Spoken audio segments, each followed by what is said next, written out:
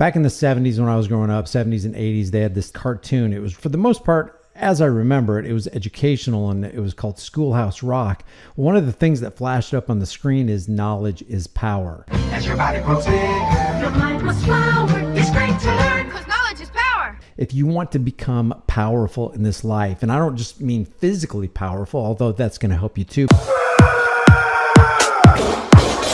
but I mean mentally powerful, morally powerful, and courageous. If you want to become powerful, then you accumulate knowledge. That's how you become powerful. If you desire to be ignorant and free, according to Jefferson, and I agree with him, you desire what never was and what never shall be.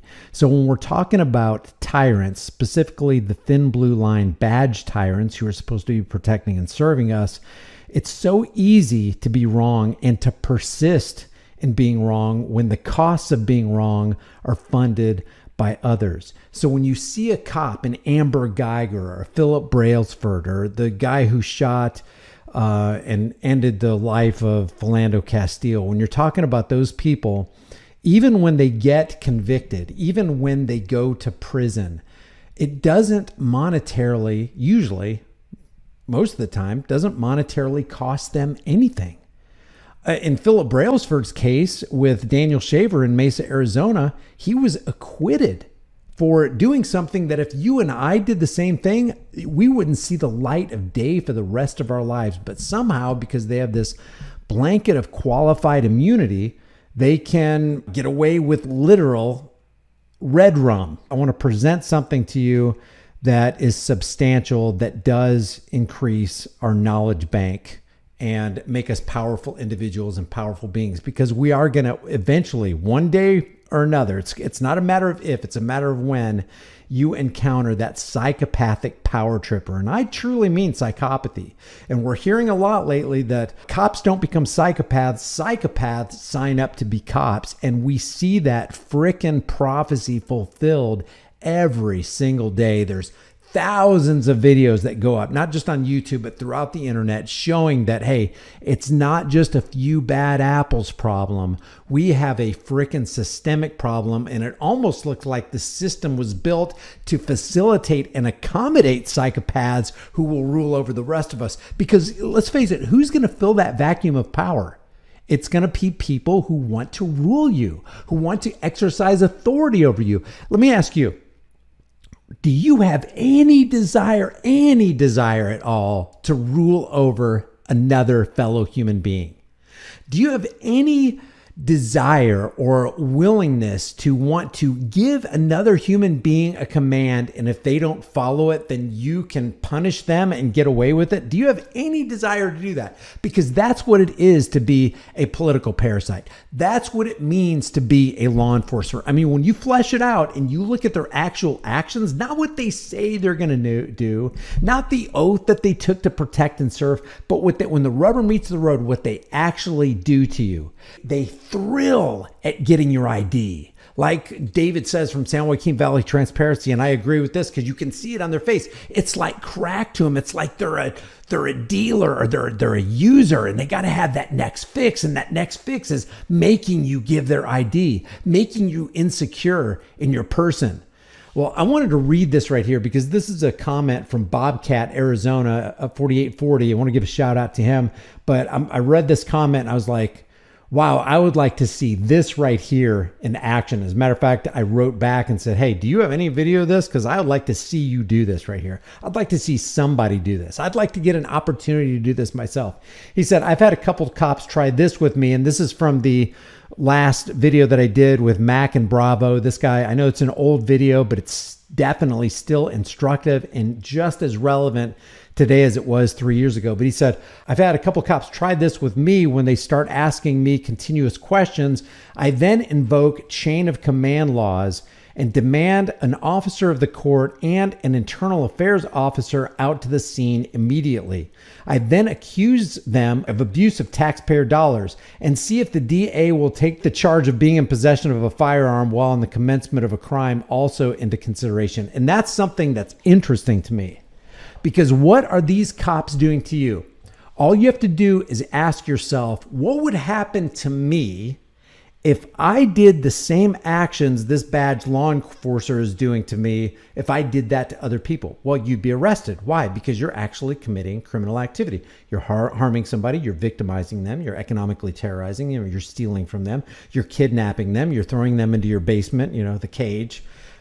If you did to others what officers did to you, you would be rightly charged with committing a crime. Why? Because you're actually leaving a real victim. So what does that mean these officers are doing? I don't care that they have a uniform on. I don't care if they have a badge, they have this perceived authority of the state or whatever. It's only a human being, guys. He or she doesn't have more rights than you. You don't have more rights than them. They're not over you. You're not under them. You're not over them. We're just equal. But they believe, and the masses, the unthinking, non-critically thinking masses perceive that law enforcement and political parasites are over you and above you, and they have legitimized authority to do what they're doing. It's not true. I don't care how many people believe it's true. It's not true. Truth is truth, even if nobody believes it.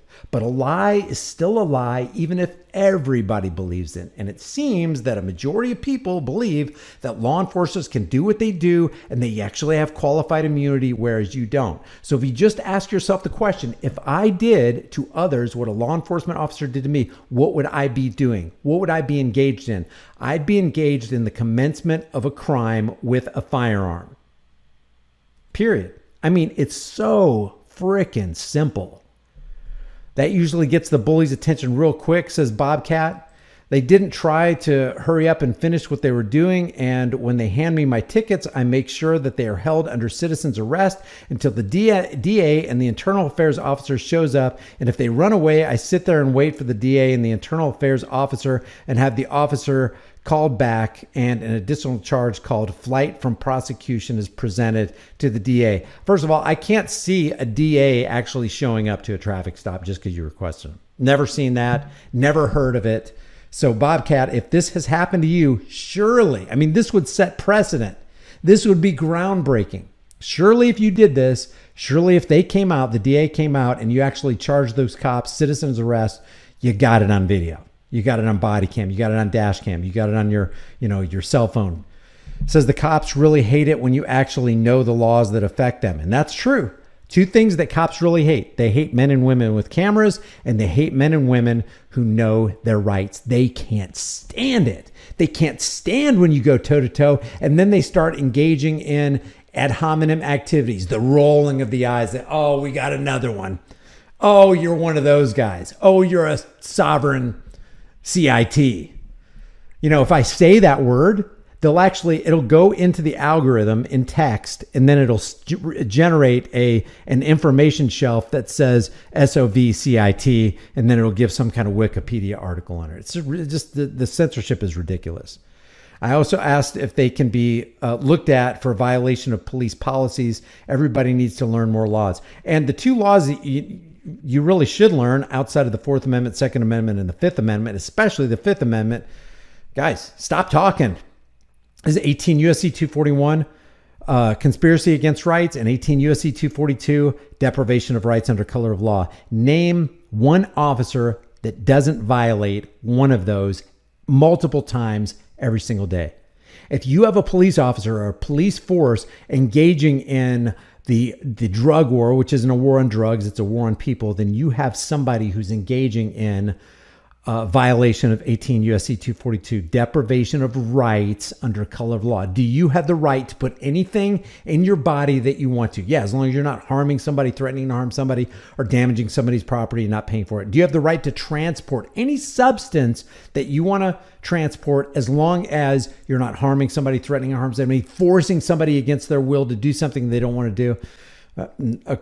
According to the Declaration of Independence, you have the right to life, liberty, property, and the pursuit of happiness. And if it makes you happy to transport whatever, fill in the blank, then there's no law that can be written against that. Not legitimately. Yeah, they got these drug wars from the 1970s and Nixon. Oh, we've declared a war on drugs. America's public enemy number one in the United States is drug abuse. In order to fight and defeat this enemy, it is necessary to wage a new all-out offensive Well, good job, Nixon. You've actually declared a war on all the American people. So with that war on drugs, the U.S. government, the federal government, the state localities, the state governments have declared war on their own people that they're supposed to be protecting and serving. Beautiful, wonderful, great job.